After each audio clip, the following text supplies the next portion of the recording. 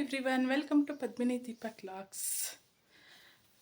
ಹಬ್ಬ continues link holidays ಚೆನ್ನಾಗಿ ಸಿಕ್ಕಿದೆ. Saturday, Sunday, Monday Eid Milad ಇವತ್ತು ರಜಾ, ಆರಾಮಾಗಿರ್ಬೋದು ಅನ್ನಂಗಿಲ್ಲ ಮನೇಲಿ.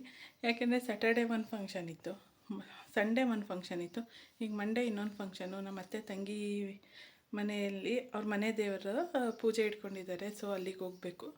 ಸೊ ಇವತ್ತಿನ ಒನ್ ಡೇ ಎಲ್ಲ ಅಲ್ಲಿಗೆ ಫಿಕ್ಸು. ಇನ್ನು ತುಂಬ ಸ್ಕೂಲ್ ಕೆಲಸ ಎಲ್ಲ ಬಾಕಿ ಇದೆ.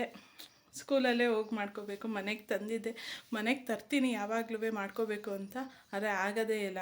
ಆಮೇಲೆ ಮಾಡ್ಕೊಳ್ಳೋಣ, ಇನ್ನೊಂದು ಅವರ್ ಬಿಟ್ಟು ಮಾಡ್ಕೊಳ್ಳೋಣ, ಆಗ ಆ ಥರ ಅಂದ್ಕೊಂಡು ಆಗೋದೇ ಇಲ್ಲ. ಇವತ್ತು ಮಾಡ್ಕೊಳ್ಳೋಣ ಅಂದ್ಕೊಂಡೆ. ಸೊ ಅಲ್ಲಿಗೆ ಹೋಗಿ ಬರೋ ಕೊಳ್ಳೇಗಾಲದ ಹತ್ರ ಅಂತೆ. ಸೊ ಅಲ್ಲಿಗೆ ಹೋಗಿ ಬರೋಷ್ಟರೊಳಗೆ ಲೇಟಾಗಿ ಹೋಗುತ್ತೆ. ಆಮೇಲೆ ವಂಶಿಕ್ಕಿಗೆ ಎಕ್ಸಾಮ್ ನೆಕ್ಸ್ಟ್ ವೀಕಿಂದ, ಅವನಿಗೂ ಪ್ರಿಪೇರ್ ಮಾಡಬೇಕು. ಅವನ ಮುಂದೆ ನಾನು ಏನಾರ ಬರಿತಾ ಇದ್ದರೆ ಅವನು ಡಿಸ್ಟ್ರಾಕ್ಟ್ ಆಗ್ತಾನೆ, ಓದೋದೇ ಇಲ್ಲ, ಆಟ ಆಡ್ಕೊಂಡು ಕಳೀತಾನೆ. ಸೊ ಅದಕ್ಕೋಸ್ಕರ ನನ್ನ ಕೆಲಸನ ಹಾಗೆ ಇಟ್ಟು ಅವನಿಗೆ ಓದಿಸ್ಬೇಕು. ಮತ್ತು ಇವತ್ತು ಹೋಗಿದ್ದು ಬರಬೇಕು ದೇವಸ್ಥಾನಕ್ಕೆ.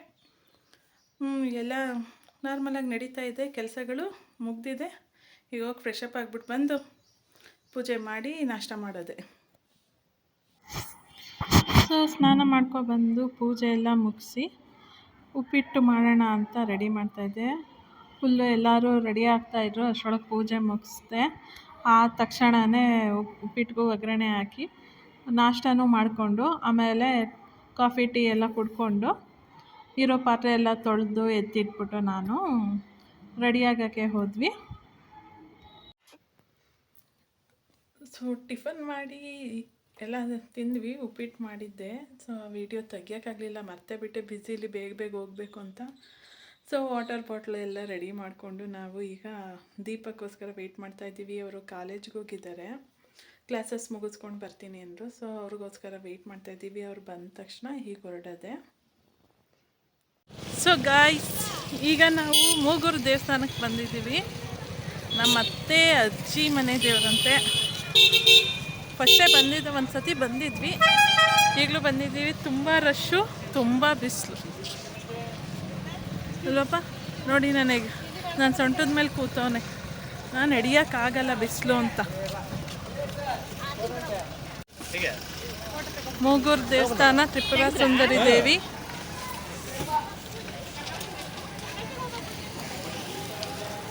ಸೊ ಅವರೆಲ್ಲ ಕಾರ್ ನಿಲ್ಸ್ಕೋಬೇಕು. ಕುರ್ಕುರೆ ಬರುತ್ತೆ.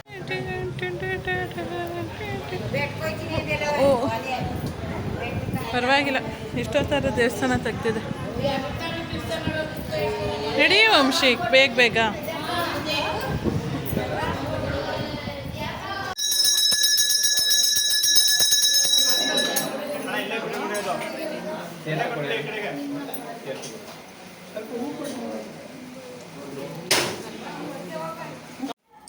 ಇಲ್ಲಿ ಪ್ರತಿ ದಸರಾ ನವರಾತ್ರಿ ಟೈಮಲ್ಲಿ ದೇವ್ರಿಗೆ ಹೂವಿನ ಸೀರೆ ಉಡಿಸ್ತಾರಂತೆ. ಅಂದರೆ ಹೂವಿನ ಅಲಂಕಾರ ಮಾಡ್ಬೋದು, ನನಗೆ ಗೊತ್ತಿಲ್ಲ, ನಮ್ಮ ಮನೇಲಿ ಹೇಳ್ತಿದ್ರು, ಒಂದು ಸತಿನೂ ನೋಡಿಲ್ಲ. ಸುತ್ತ ಜಾಗ ಚೆನ್ನಾಗಿದೆ. ಸೊ ಎಲ್ಲ ಸುತ್ತ ನೀವು ಆರಾಮಾಗಿ ಕುತ್ಕೋಬೋದು, ದೊಡ್ಡದಾಗಿದೆ.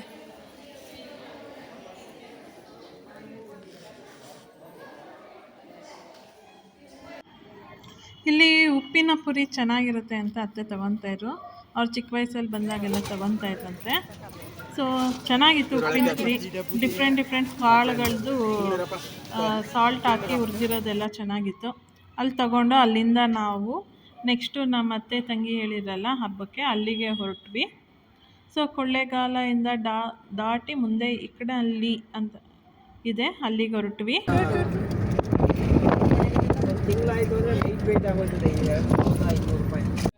ಅವ್ರು ಪೂಜೆ ಇಟ್ಕೊಂಡಿರೋ ದೇವಸ್ಥಾನಕ್ಕೆ ಬಂದಾಗ 1:30 ಆಗಿತ್ತು. ಸೊ ಅವರು ಆಗ್ತಾನೆ ಬಂದರು. ಅವ್ರು ಇನ್ನೂ ಪ್ರಿಪೇರ್ ಮಾಡ್ಕೊಳ್ಳೋದಕ್ಕೆ ತುಂಬ ಟೈಮ್ ಆಗುತ್ತೆ ಅಂತ ನಾವು ಅಲ್ಲಿಂದ ಸಿದ್ದಪ್ಪಾಜಿ ದೇವಸ್ಥಾನ ಹತ್ರ ಇದೆ. ಸೊ ಅಲ್ಲಿಗೆ ಹೊರಟ್ವಿ. ಹೋಗ್ಬೇಕಾದ್ರೆ ಬೆಟ್ಟ ಗುಡ್ಡ ಎಲ್ಲ ನೇಚರ್ ಚೆನ್ನಾಗಿತ್ತು. ರಸ್ತೆ ಮಾತ್ರ ಹಾಳಾಗಿತ್ತು. ರಸ್ತೆ ಒಂಚೂರೂ ಚೆನ್ನಾಗಿರಲಿಲ್ಲ, ಹಳ್ಳ ಕೊಳ್ಳ ಥರನೇ ಇತ್ತು. ತಕ್ಷಣ ಹೋಗಿ ರೀಚ್ ಆದ ತಕ್ಷಣ ಅಲ್ಲಿ ಇನ್ನೇನು 2 ನಿಮಿಷ ಬಾಗ್ಲಾಕ್ಬಿಡ್ತಿದ್ರು. ಬೇಗ ಬನ್ನಿ ಅಂತ ಕೂಗ್ಕೊತಾಯಿದ್ರು. ಸೊ ಅಲ್ಲಿಗೆ ನಾವು ಬೇಗ ಓಡ್ಕೊಂಡು ಹೋಗ್ತಾ ಇದ್ದೀವಿ. ನಾಯಿ ಮರಿಯುತ್ತೆ. ಇವನ್ನ ಎತ್ಕೊಂಡು ಬೇರೆ ಹೋಗ್ಬೇಕು ನಾನು. ಇದು ನನ್ನ ಇಳಿಯಲ್ಲ, ಮಣ್ಣು ಮೇಲೆ ನಡೆಯೋದು ಇಲ್ಲ, ಕಾಲು ಸುಡ್ತೈತೆ ಅಂತ ಬಂದು ಸ್ವಂತ ಏರಿ ಕೂತ್ಕೊಬಿಟ್ಟ. ಫಾಸ್ಟಾಗಿ ಎಲ್ಲಿ ನಡೆಯೋಕ್ಕಾಗುತ್ತೆ ನಿನ್ನ ಎತ್ಕೊಂಡು. ಚಿಕ್ಕಲ್ಲೂರು ಸಿದ್ದಪ್ಪಾಜಿ ದೇವಸ್ಥಾನ. ಹಾಂ, ಬರ್ತಾಯಿದ್ದೀವಿ. ಅವ್ರು ಬರಬೇಕಲ್ಲ. ಹಾಂ, ಕಾಲೆಲ್ಲ ಸುಡ್ತಾ ಇದೆ. ಅಲ್ಲಿ ಒಂದಿಬ್ಬರು ಬಸವನ್ನ ಮಲ್ಕೊಂಡವರು ಬಸವನ್ನ ದಾಟಿಸ್ತಾ ಇದ್ರು. ಸೊ ಅದನ್ನು ನಾನು ವಿಡಿಯೋನ ತಗೋತಾ ಇದ್ದೆ. ಅದು ನೋಡಿಬಿಟ್ಟು ಏನಕ್ಕೆ ಈ ಥರ ದಾಟಿಸ್ತಾರೆ ಅಂತ ಕೇಳಿದೆ. ಅದು ಆಶೀರ್ವಾದ ಮಾಡ್ದಂಗೆ ಅಂತ ದಾಟಿಸ್ಕೊತಾ ಇದ್ರು. ಅದನ್ನು ನೋಡಿ ನಮ್ಮ ಮನೇಲೂ ಕೂಡ ಅದೇ ಕೆಲಸನ ಮಾಡಿದ್ರು. ದೀಪಕ್, ನೀವು ನೀನು ನೀನು ಮಲ್ಕೊಂತೀಯಾ? ಬಾ ಈ ಕಡೆ. ಜಾಗ ಬಿಡ್ಬೇಕಣ ವಂಶಿ. ವಂಶಿ ವಂಶಿ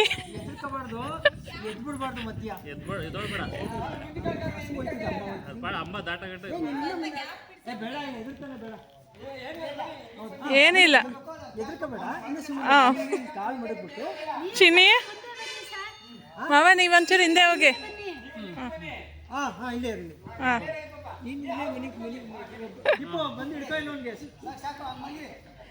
ಚಿನ್ನಿ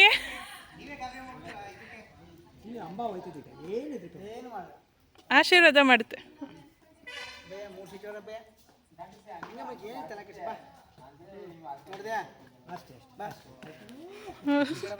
ಆಯ್ತು ಚಿನ್ನಿ, ಎದಳಿ. ನೀನು ಹೋಗಿ ಮಲ್ಕೊಂಡಲ್ಲ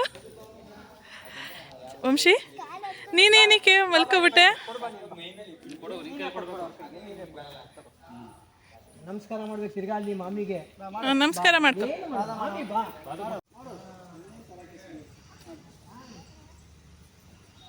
ಹೋಗಿ ಮೆನ್ಯೂ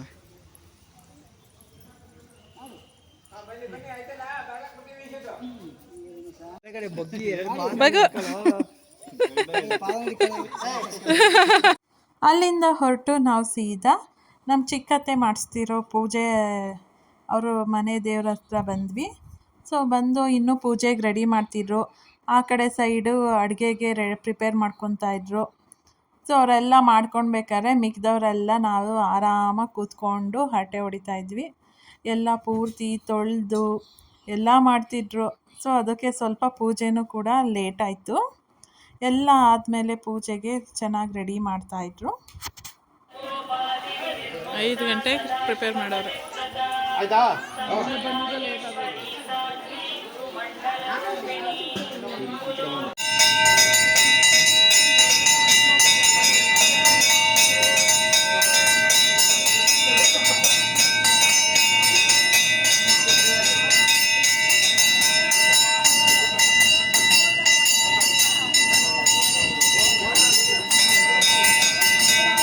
ಪೂಜೆ ಆದ ತಕ್ಷಣ ಎಲ್ಲರಿಗೂ ತುಂಬ ಹೊಟ್ಟೆ ಹಸ್ಬಿಟ್ಟಿತ್ತು. ಎಲ್ಲರೂ ಊಟಕ್ಕೆ ಕೂತ್ಕೊಂಡ್ವಿ.